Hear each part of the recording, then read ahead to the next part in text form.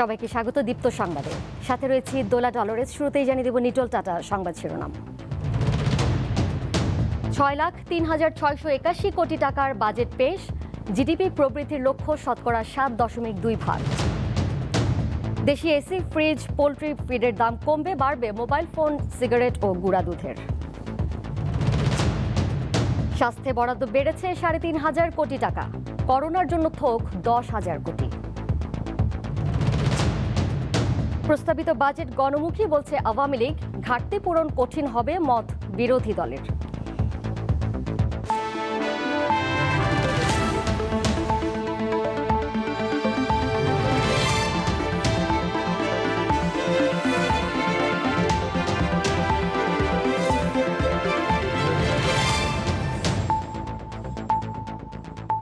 Corona মহামারীর মধ্যেও আগামী অর্থ বছরের জন্য দেশের ইতিহাসের সবচেয়ে বড় 6,03,681 কোটি টাকার বাজেট দিলেন অর্থমন্ত্রী আহম মুস্তফা কামাল।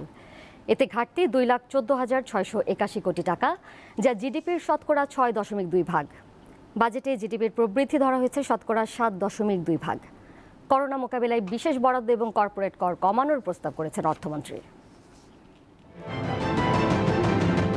স্পিকারের অনুমতি নিয়ে বৃহস্পতিবার বিকাল ৩টায় নিজের তৃতীয় বাজেট উপস্থাপন শুরু করেন অর্থমন্ত্রী আহম মুস্তফা কামাল। করোনাকালে এটি সরকারের দ্বিতীয় ও দেশের 50তম বাজেট। আওয়ামী লীগ সরকারের ঝুলিতে পড়ল সর্বাধিক 21টি বাজেট দেওয়ার কৃতিত্ব।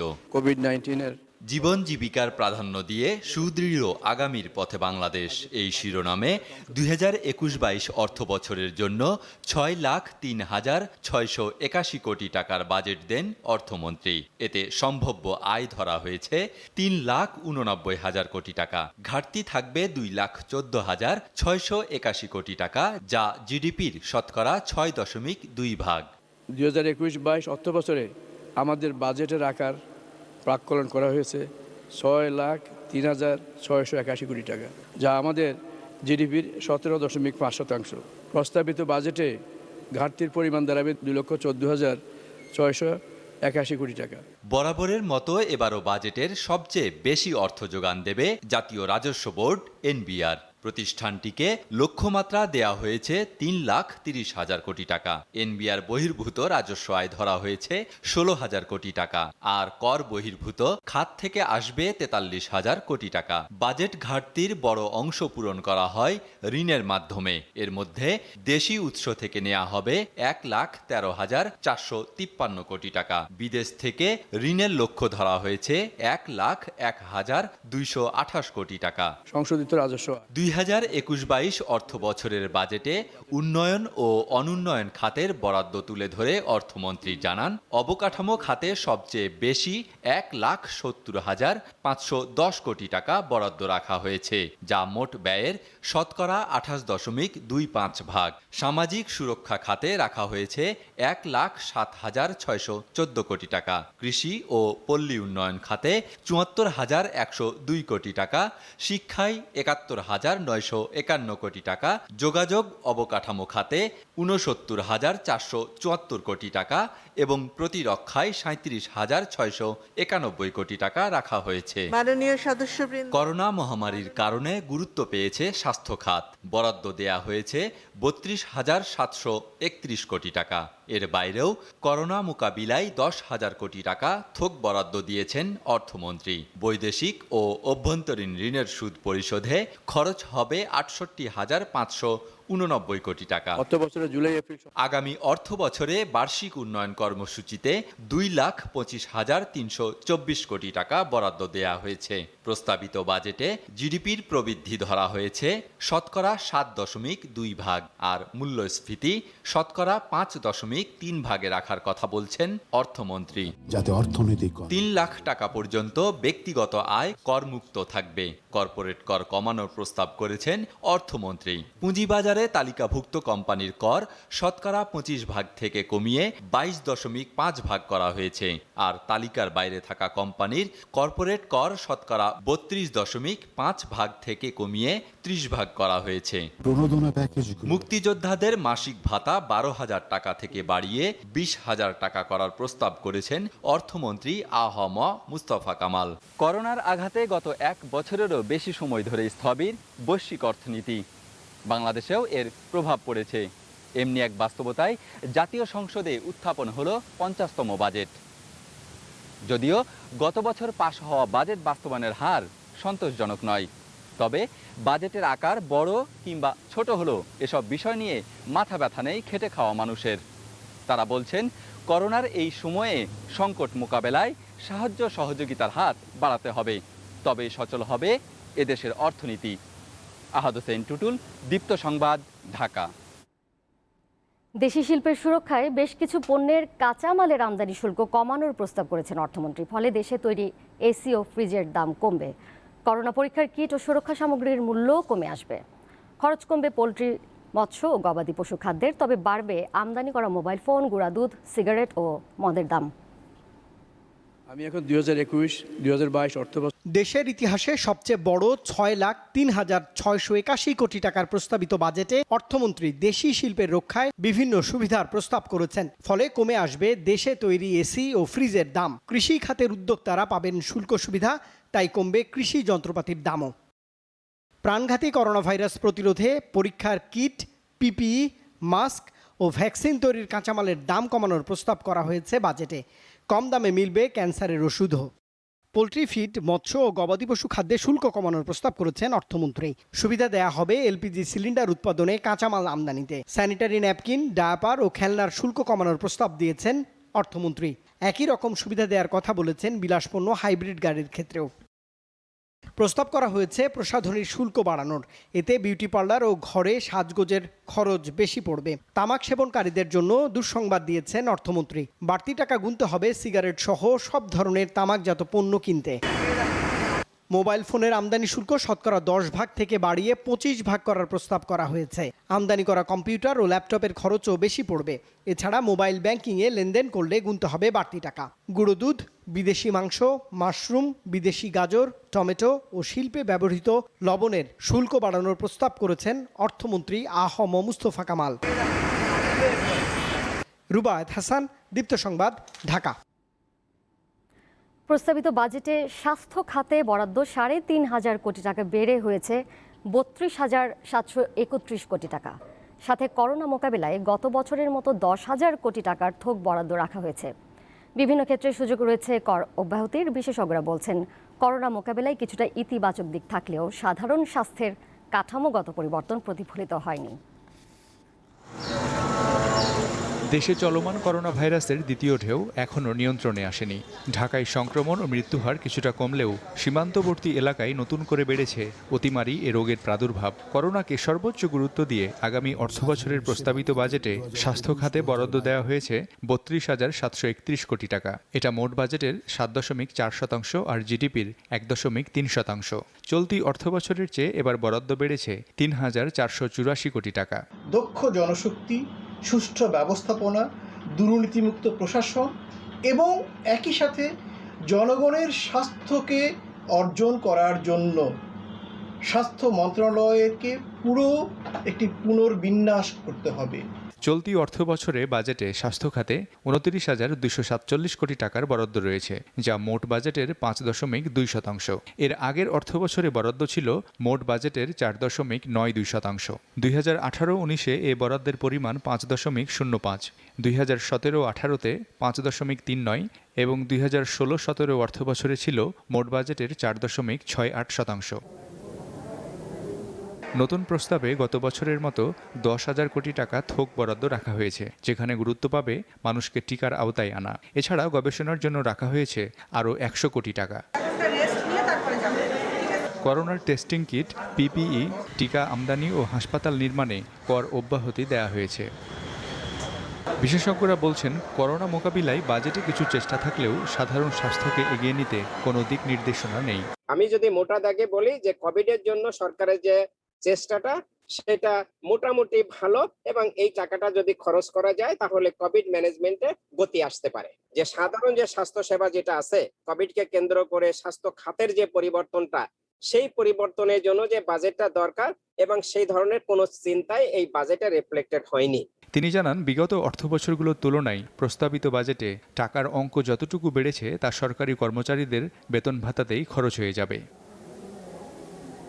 মিজানুর রহমান, দীপ্ত সংবাদ, ঢাকা।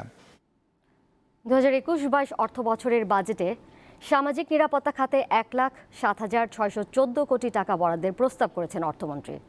করোনা পরিস্থিতি বিবেচনায় এটি পর্যাপ্ত নয় বলে মনে করছেন অর্থনীতিবিদরা। একই সাথে প্রকৃত ভুক্তভোগী নির্বাচন করে অর্থের সঠিক বন্টন বড় চ্যালেঞ্জ বলে মনে করছেন তারা। করোনার আঘাতে দেশে নতুন করে দরিদ্র হয়েছে প্রায় 2.5 কোটি মানুষ। সামাজিক সুরক্ষা। মহামারীকালে জীবন ও জীবিকা বাঁচানোর বাজেটে প্রথমবারের মতো সামাজিক সুরক্ষা খাতে বরাদ্দ 1 লাখ কোটি টাকা ছাড়িয়েছে। আগামী অর্থ বছরেও প্রান্তিক পর্যায়ের অসহায় মানুষদের সহায়তায় বাড়তি নজর দেওয়ার অংশ হিসেবে এই খাতে বরাদ্দ বাড়িয়ে 1,07,614 কোটি টাকার প্রস্তাব করেছেন অর্থমন্ত্রী আহম মুস্তফা কামাল। প্রান্তিক জনগোষ্ঠীর জীবন জীবিকার বিষয়টির বিবেচনায় নিয়ে মূলত 2021-22 অর্থ বছরের বাজেট প্রস্তুত করা হয়েছে। সামাজিক নিরাপত্তা বেষ্টনীর আওতায় বিধবা, স্বামী নিগৃহীতা, প্রতিবন্ধী সহ বিভিন্ন ভাতার পরিমাণ না বাড়লেও সুবিধাভোগীর সংখ্যা বাড়ানো হয়েছে। বয়স্কদের ভাতার আওতায় এসেছে দরিদ্রপ্রবণ আরও 38টি সহ 150 উপজেলার মানুষ।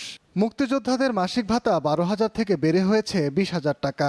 তাহলে দেখবো পুরনো দরিদ্রদের জন্য যে অ্যালোকেশন, সেটা কিন্তু আগে থেকে আমরা অনেকদিন দীর্ঘদিন ধরে বলে আসছি, সেটাই যথেষ্ট ছিল না। এখন নতুন করে যেটা বিশাল সংখ্যক মানুষ তারা যোগ হয়েছে দারিদ্র্যের কাতারে, তাদের জন্য এই অ্যালোকেশন আসলে কোথায় হবে। তো সেদিক থেকে হিসেব করলে সামাজিক সুরক্ষা খাতের যে বরাদ্দ, সেটা প্রয়োজনের তুলনায় অনেক কম। এবং বিশেষত যারা সত্যিকার অর্থে এই ধরনের কর্মসূচির ভিতরে আসবার কথা, তাদেরকে সঠিকভাবে নির্বাচন করে সময় মতো এই কর্মসূচিগুলো বাস্তবায়নটা একটা চ্যালেঞ্জ হিসেবে আমরা দেখেছি। তারা জানান, গত অর্থ বছরেও সামাজিক সুরক্ষা খাতে বরাদ্দের অনেক অর্থই প্রকৃত ভুক্তভোগীরা পাননি।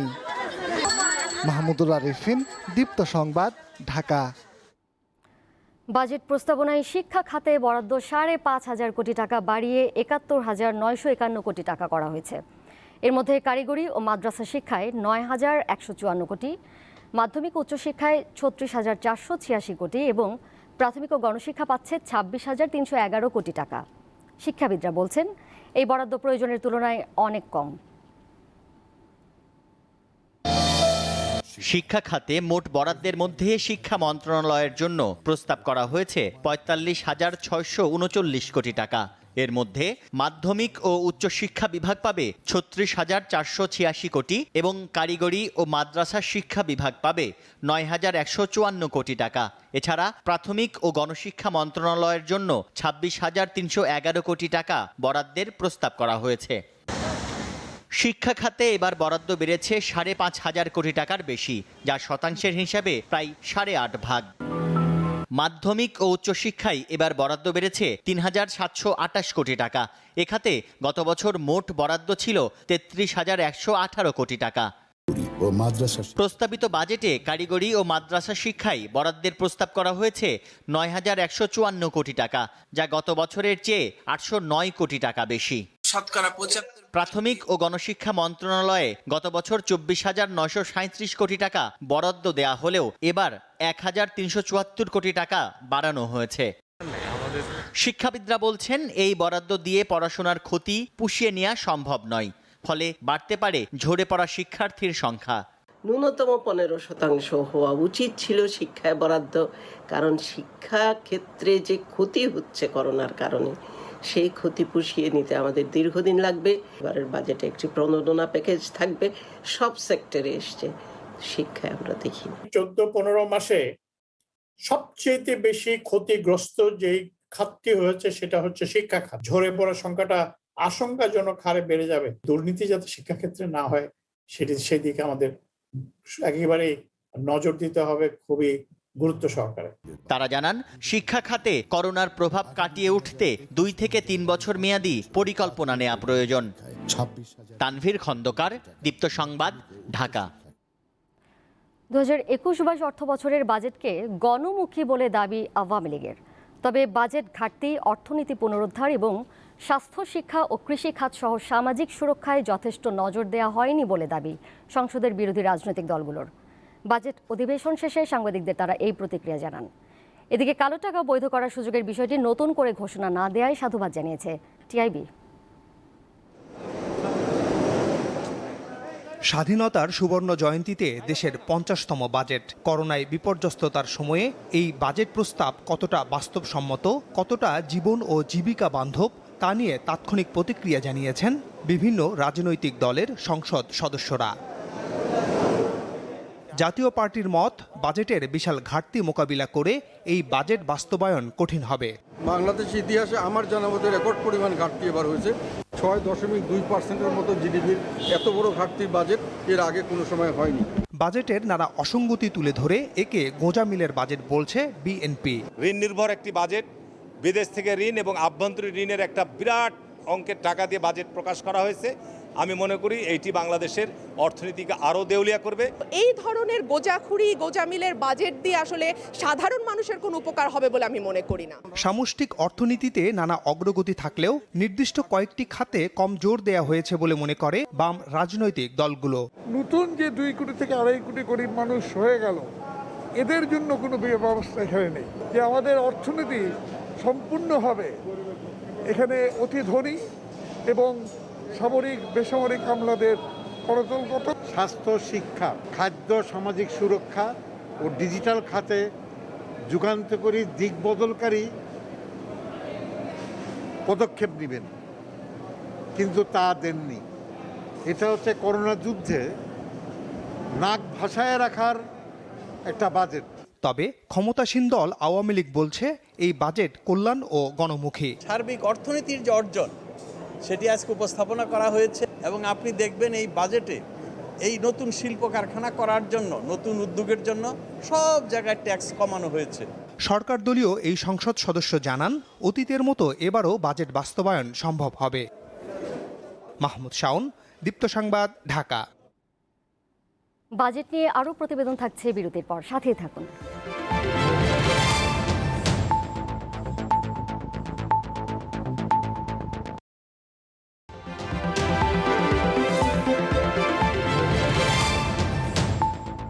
বিরতির পর সবাইকে আবারও স্বাগত দীপ্ত সংবাদে। আবারও বাজেট প্রসঙ্গ। প্রস্তাবিত বাজেট নিয়ে মিশ্র প্রতিক্রিয়া দেখিয়েছেন বিভিন্ন শ্রেণী পেশার মানুষ। তারা বলছেন, বাজেট বাস্তবায়ন নির্ভর করছে সুশাসন নিশ্চিতের উপর। তবে নিম্ন আয়ের মানুষের এ নিয়ে তেমন ভাবনা নেই। করোনার কারণে ঢাকা বিশ্ববিদ্যালয়ে দীর্ঘদিন বন্ধ থাকায় টিএসসির চায়ের দোকানি মোতালিবের আয় রোজগার নেই বললেই চলে। বাজেটের বিষয়ে জানতে চাইলে বলেন, কম দামে চাল ডাল কেনাটাই তার কাছে মুখ্য। বাজেট আমি বুঝি না, জিনিসপত্রের দাম কমলে আমি চলতে পারি, এটা আমি বুঝি। মোতালিবের মতো অন্য সব নিম্ন আয়ের মানুষের বাজেট নিয়ে ভাববার সময় নেই। পরিবার পরিজনের মুখে দুবেলা দুমুঠো ভাত তুলে দেওয়াটাই তাদের কাছে বেশি গুরুত্বপূর্ণ। এখন ঋণ দেওয়ার মতো একটা ব্যবস্থা করুক, আমরা যেন কোনো রকম বাইচা খাইতে পারি। এবারের বাজেট আশা করব যে জনমনে শঙ্কার তৈরি না করে স্বস্তি নিয়ে আসবে। বেসরকারি কলেজ ও বিশ্ববিদ্যালয়ের আয়ের ওপর শতকরা 15% করের প্রস্তাবে টিউশন ফি বাড়ার আশঙ্কা শিক্ষার্থীদের। সুষ্ঠুভাবে যেন সেই বাজেটটি শিক্ষার্থীদের জন্য ব্যবহার করা হয়, সেই বিষয়ে আমরা দাবি জানাচ্ছি। সরকার যেন এই শিক্ষা খাতের এই যে করটা তিনি মৌকুব করে দেয়। স্বাস্থ্যসহ বিভিন্ন খাতে বরাদ্দ বাড়লেও অর্থের সঠিক ব্যবহার নিশ্চিত করা দরকার বলে মনে করেন বিভিন্ন শ্রেণী পেশার লোকজন। দুর্নীতি ও লুটপাটের কারণে বাজেট বাস্তবায়িত হয় না। আমরা চাই এই বাজেটের সুশাসনের মাধ্যমে এই বাজেট বাস্তবায়িত হোক। স্বাস্থ্য খাতে যে বরাদ্দটি হয়েছে সেটি যেন অবশ্যই জনগণের কল্যাণে ব্যবহৃত হয়, এটি যেন চুরি চামারি না হয়। মেডিসিনের যন্ত্রাংশ ক্রয় করে ওরাও কিন্তু উপকৃত হবে, এটা সরকারকে সাধুবাদ জানানো যায়। এদিকে গাড়ির শুল্ক কমানোর প্রস্তাবে খুশি এ খাতের ব্যবসায়ীরা। মাইক্রোবাসগুলোর দাম একটু কমছে আর তেলের গাড়ির দাম বাড়ছে। এছাড়া মদের আমদানি শুল্ক বাড়ানোর উদ্যোগকে স্বাগত জানিয়েছেন সাধারণ মানুষ।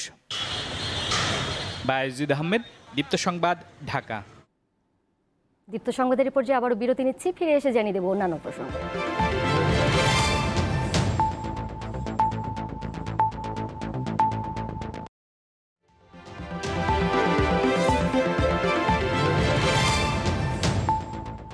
সবাইকে আবারও স্বাগত দীপ্ত সংবাদে। এবারে খেলার খবর। বিশ্বকাপ বাছাই পর্বের ফিরতি লেগের ম্যাচে আফগানিস্তানের সঙ্গে 1-1 গোলে ড্র করেছে বাংলাদেশ। কাতারের দোহায় অনুষ্ঠিত এই ম্যাচের প্রথমার্ধ ছিল গোলশূন্য। দ্বিতীয়ার্ধের শুরুতেই লিড নেয় আফগানিস্তান। 48 মিনিটে দলের পক্ষে গোল করেন আমির শরীফ। 84 মিনিটে বাংলাদেশকে সমতায় ফেরান তপু বর্মন। বাকি সময় দুই দলের কেউই গোল পায়নি। এই ম্যাচে বাংলাদেশের হয়ে নজর কাড়েন ফিনল্যান্ড প্রবাসী ডিফেন্ডার তারিক রায়হান কাজী। 2019 সালে দুশানবেতে অনুষ্ঠিত বাছাই পর্বের প্রথম লেগের ম্যাচে আফগানদের কাছে 1-0 গোলে হেরেছিল বাংলাদেশ। মাসুক মিয়া জনি কিন্তু সামনে ছুটে গিয়েছিলেন, ক্লিয়ারড বাই ওয়াইজ আজিজ। বিপ্লু যাচ্ছিলেন সেখানে এবং ডেভিড নাজেমের একটা চ্যালেঞ্জ ছিল। এখন কিন্তু মতিন মিয়া বল পেয়ে গেছেন। রহমতের একটা ক্রস এবং মাসুক মিয়া জনি তিনি একটা লং রেঞ্জ ট্রাই কিন্তু ছিল। 2-21 এর লড়াই, সেখান থেকে রাকিব তার গায়ে ডিফ্লেক্টেড হয়েছে প্রথমে, যদিও বল পজিশন সেটা কিন্তু কেড়ে নিয়েছে আফগানিস্তান। ওমরান হায়দারি বক্সের ভেতর, এবার কিন্তু সেখানে। শেষ করব দীপ্ত সংবাদ। যাবার আগে নিটল টাটা সংবাদ শিরোনামগুলো জানিয়ে দেব আরও একবার। 6,03,681 কোটি টাকার বাজেট পেশ। জিডিপি প্রবৃদ্ধির লক্ষ্য শতকরা 7.2 দেশি এসি, ফ্রিজ, পোল্ট্রি ফিডের দাম কমবে, বাড়বে মোবাইল ফোন, সিগারেট ও গুঁড়া দুধের। স্বাস্থ্যে বরাদ্দ বেড়েছে 3,500 কোটি টাকা। করোনার জন্য থোক 10,000 কোটি। প্রস্তাবিত বাজেট গণমুখী বলছে আওয়ামী লীগ। ঘাটতি পূরণ কঠিন হবে, মত বিরোধী দলের।